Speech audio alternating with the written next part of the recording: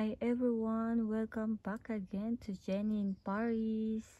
So ngayon po, ituturo ko po sa inyo kung paano maglagay ng trailer sa ating premiere.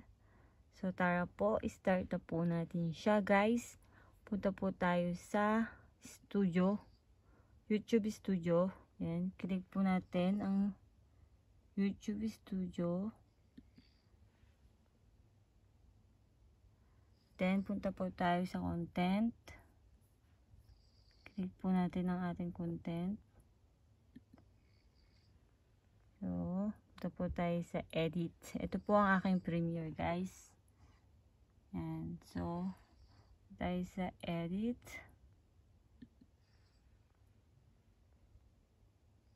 Then, yan na po siya, guys. So, dito tayo pupunta, guys, sa set of premiere. Yan. Click po natin siya, guys. Then, yan na po. Makikita nyo po dyan yung trailer can be 15 seconds to 3 minutes long and play until the countdown begins. So, yan po. Click na po natin ang select. So, dito po, ay po yung mga video natin, na specific video natin na pwede natin ilagay. So, ayan po. Mamimili lang po kayo dito guys kung ano ang gusto nyo ilagay na sa inyong trailer. So, ito po ang aking ilalagay guys. So, isi-save na po natin siya. Save din sa taas. Ayan.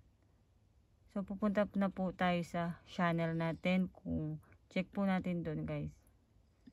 Sa ating channel kung okay na ba ang ating trailer.